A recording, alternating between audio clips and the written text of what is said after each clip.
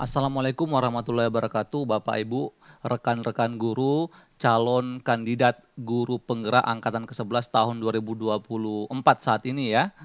Kali ini channel Eva Privat akan membuat satu video ya menanggapi banyaknya komentar teman-teman di video-video kami ya. Kami akan mengupdate video terkait dengan item atau kompetensi yang ingin dinilai asesor saat simulasi mengajar dan tanya jawab.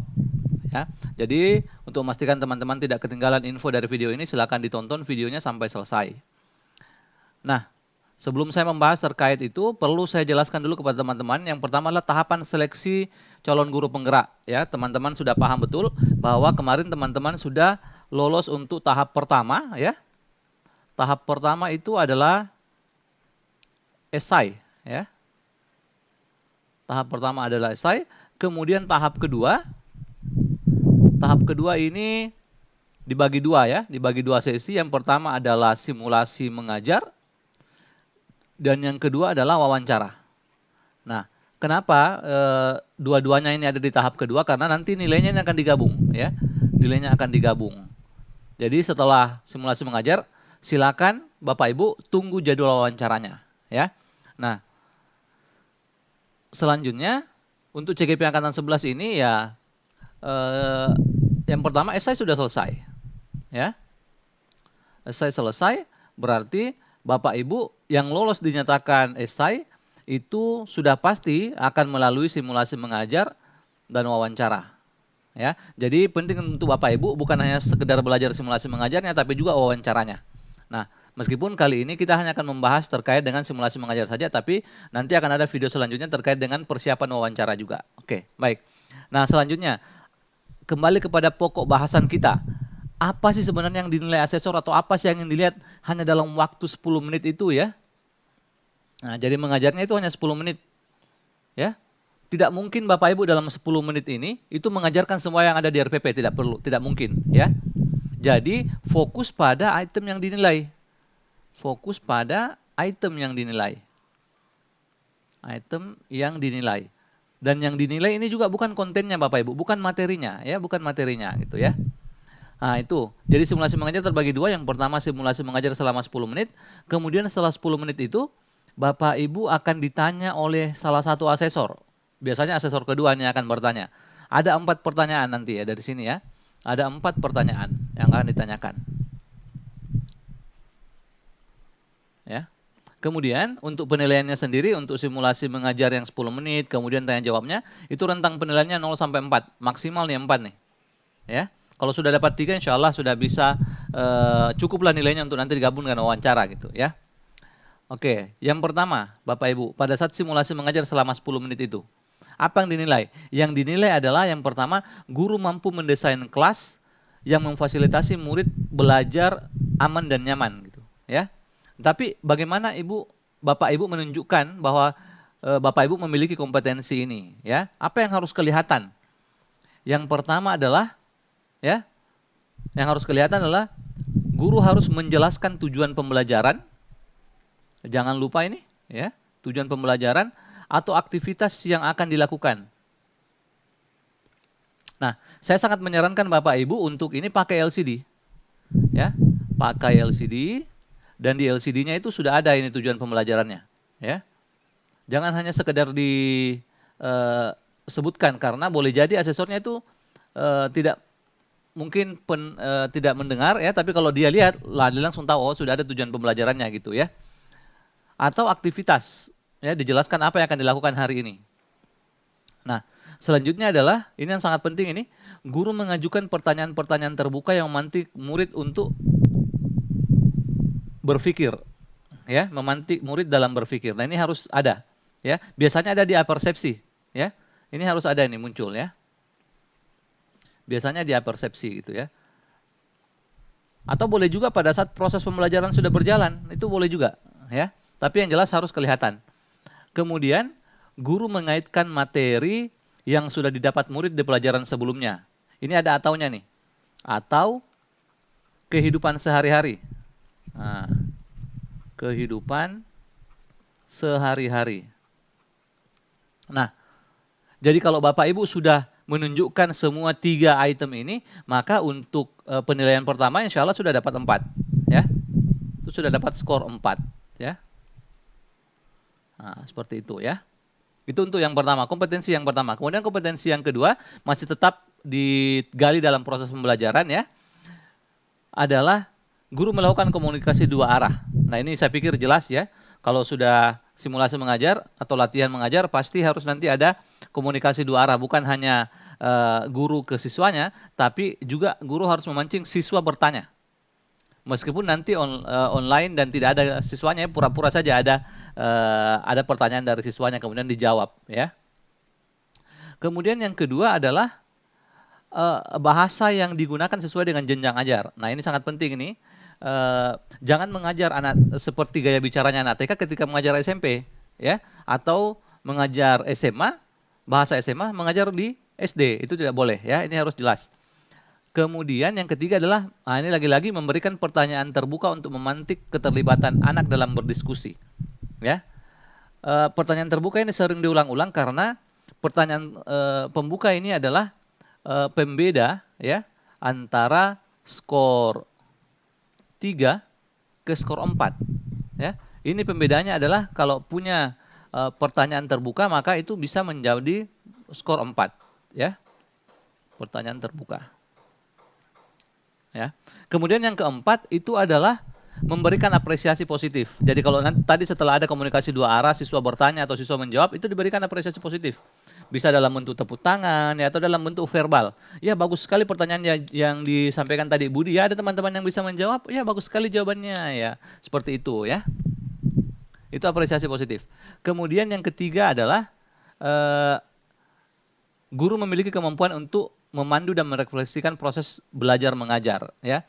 Nah, di sini tertulis kompetensi 2 karena kompetensinya itu disebutnya 2.1, 2.2 gitu ya. Kalau tadi 1.1, 1.2 gitu. Tapi sekarang kita ada di 2.1 atau di kompetensi yang ketiga ya. Nah, ini sebenarnya untuk kompetensi yang ketiga ini adalah bagaimana kita menunjukkan bahasa tubuh positif ya, bahasa tubuh positif. Nah, caranya adalah yang pertama itu kita tersenyum kepada siswa ya, harus ditunjukkan tuh di kamera tuh senyum terbaiknya Bapak Ibu tuh ya. Kemudian mengangguk, oh ya ya, kalau ada pertanyaan dari siswa atau jawaban dari siswa itu ditunjukkan mengangguk. Kemudian ada kontak visual yang baik. Nah ini tugas asesor nih untuk melihat nih kontak visual yang baik nih ya. Kemudian bersemangat ya, harus kelihatan Bapak Ibu bersemangat. Kalau biasanya kalau TK tuh guru TK ya bisa menyanyi, bertepuk tangan dan sebagainya, itu sudah dianggap bersemangat. Tapi kalau guru SMP atau SMA, nah silakan dideskripsikan sendiri ya Bapak Ibu lebih tahu ya, karena saya guru matematik. Kemudian harus ada gerakan tangan ya, itu harus jelas, tidak boleh dalam saku atau dalam kantong tangan gitu ya. Nah untuk ini saya pikir sangat perlu latihan Bapak Ibu ya. Silakan latihan untuk menunjukkan kelima bahasa tubuh yang positif ini gitu ya. Selanjutnya untuk kompetensi yang terakhir yang digali pada saat simulasi mengajar selama 10 menit itu ya, itu adalah menggunakan contoh atau alat peraga. Nah ini sangat penting nih ya. Pernah ada guru ya yang saya lihat videonya itu di YouTube, itu mengajar menggunakan perbedaan antara makhluk hidup dengan makhluk mati, benda hidup dengan benda mati, sehingga dia bawa ikan dalam kolam ya, ikan dalam ember, Nah itu jelas tuh ya. Misalkan ya, seperti itu ya, itu sangat jelas. Atau jangan lupa pakai LCD Bapak Ibu ya, berkali-kali saya ulang. Kemudian yang selanjutnya adalah murid memimpin proses berdiskusi ya, secara berpasangan atau secara berkelompok. Nah, perbedaan untuk yang ini, perbedaan antara poin skor 3 dan 4 ya, itu kalau guru yang memimpin diskusi itu cuma dapat 3. Tapi kalau dapat 4, itu harus murid yang memimpin diskusi. Bisa saja dalam proses berdiskusi atau presentasi nih. Ya, kalau saya memahaminya ini adalah presentasi. Nah, seperti itu. Kemudian yang terakhir adalah harus kelihatan bahwa Bapak Ibu membagi kelompok, ya. Tapi kalau misalkan membagi kelompok itu menjadi agak panjang, silakan disampaikan saja. Wah, kita menggunakan kelompok yang sudah dibagi minggu lalu ya, silakan mengatur kursinya, ya. Nah, seperti itu ya, seperti itu Bapak Ibu. Nah, itu 4 kompetensi yang digali atau yang ingin dilihat pada saat simulasi mengajar. Nah, setelah simulasi mengajar selama 10 menit itu, Bapak Ibu akan melakukan proses tanya jawab.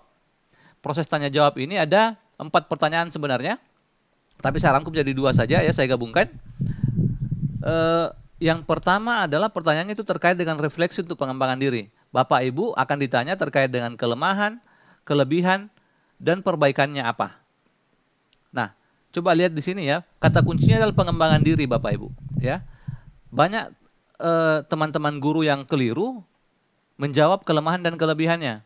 Kelemahannya selalu dijawab waktunya singkat, jadi terburu-buru. Nah, itu salah tuh, ya. Karena refleksi untuk pengembangan diri artinya kelemahan dan kelebihan pribadi, ya. Nah, jadi bagaimana cara menjawabnya?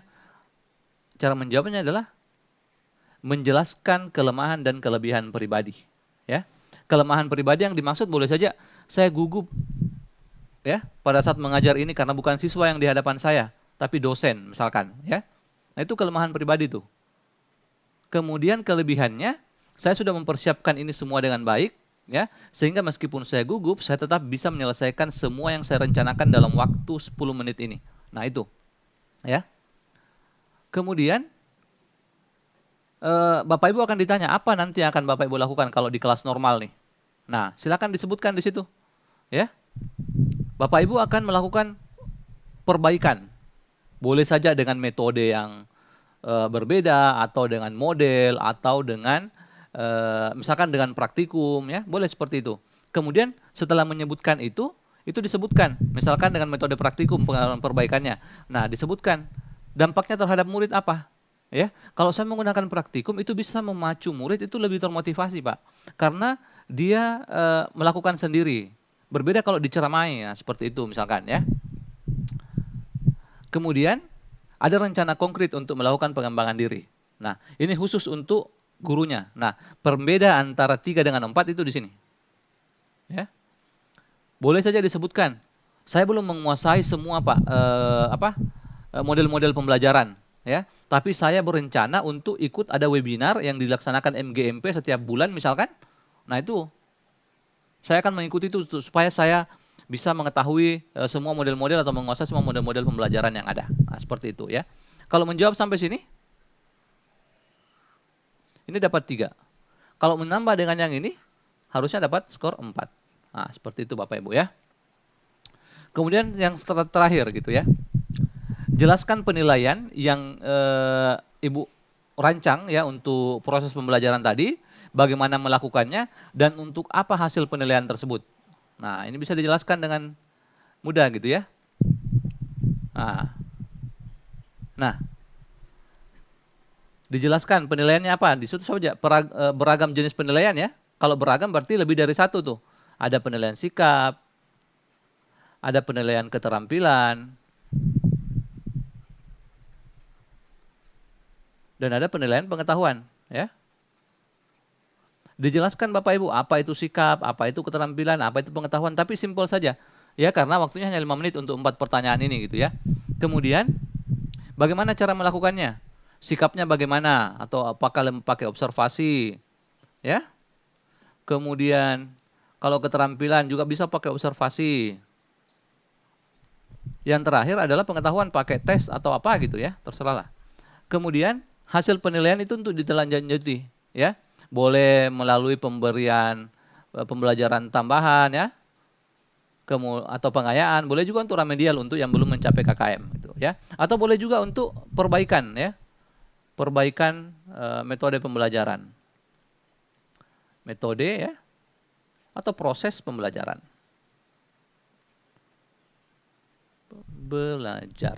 Ya. Baik, demikian video terkait dari channel Eva Privat terkait dengan item-item yang dinilai dan bagaimana supaya Bapak Ibu bisa mendapat skor minimal 3 lah untuk proses simulasi mengajar selama 10 menit dan tanya jawabnya selama 5 menit. Terima kasih banyak atas perhatiannya. Sebagai bentuk dukungannya kepada channel Eva Privat agar kami lebih termotivasi lagi membuat video-video bermanfaat selanjutnya, silakan diklik tombol loncengnya untuk memastikan teman-teman tidak ketinggalan video kami berikutnya. Terima kasih banyak. Assalamualaikum warahmatullahi wabarakatuh.